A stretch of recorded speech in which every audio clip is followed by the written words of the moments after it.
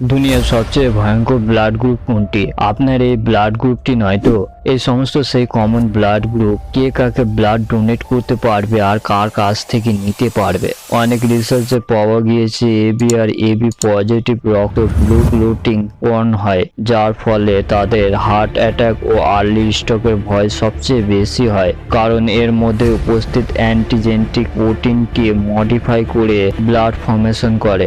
AB positive রক্তে মাথার অসুখের রিস্ক বেশি থাকে। ও পজিটিভ ব্লাড গ্রুপের মানুষগুলো অনেক বেশি লাকি, কারণ তারা এই সমস্ত অসুখ থেকে সেফ আছে। কিন্তু যে ব্লাড গ্রুপটি সবচেয়ে বেশি ভয়ঙ্কর সেটা হলো RH নাল। একে গোল্ডেন ব্লাড গ্রুপও বলা হয়। ভয়ঙ্কর কেন?